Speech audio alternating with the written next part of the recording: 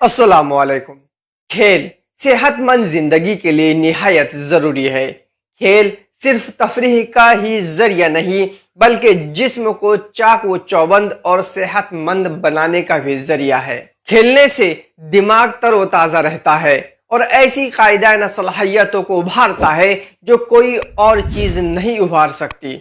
کھیل خواہ کسی بھی قسم کے ہو، انڈور یا آؤٹ ڈور، ہر طرح سے انسانی نشو و نما پر اثر ڈالتے ہیں۔ جیسا کہ انڈور کھیل جس میں چیس، اسنوکر، ٹیبل ٹینس وغیرہ شامل ہے، اس سے دماغی صلاحیتوں میں اضافہ ہوتا ہے اور ذہنی قابلیت بھی ابھرتی ہے۔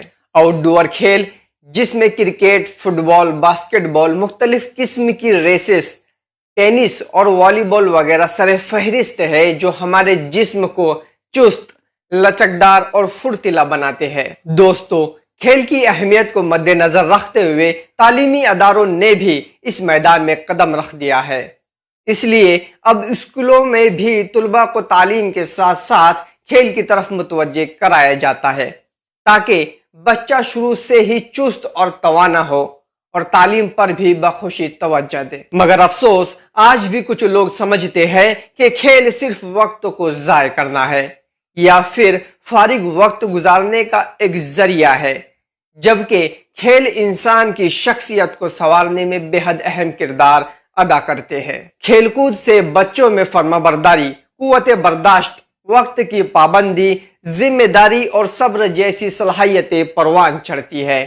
انسان اتفاقی رائے سے کام کرنا اور ہر قسم کے حالات کا مقابلہ کرنا سیکھ جاتا ہے۔ ہر کھیل کے اپنے کچھ اصول ہوتے ہیں جو کھلاڑی کو نظم و ضبط یعنی ڈسپلن کا پابند بناتے ہیں۔ کھیل کود میں ہار جیت لگی رہتی ہے جس کے ذریعے سے ہم زندگی کی جد و جہد میں کامیابیوں کے ساتھ ساتھ ناکامیوں کو بھی برداشت کرنا سیکھ جاتے ہیں۔ محترم حضرات، اب تو ریاستی اور مرکزی حکومتیں بھی کھیلوں پر مسلسل توجہ دے رہی ہے اور کھیلوں میں اچھی کارکردگی کرنے والے بچوں کو سہولتیں بھی فراہم کی جا رہی ہے۔ اس سلسلے میں حکومت کی طرف سے ایک بورڈ بھی بنایا گیا ہے جو پہلے چھوٹے پیمانے پر مقابلے کرواتا ہے اور پھر بہترین کھلاڑی کا انتخاب کر کے اسے نیشنل پھر انٹرنیشنل لیول پر کھیلنے کا موقع فراہم کرتا ہے۔ اس لیے ہمیں چاہیے کہ ہماری آنے والی نسلوں کو ایجوکیشن کے ساتھ ساتھ اسپورٹس میں بھی آگے بڑھانے کی کوشش کریں۔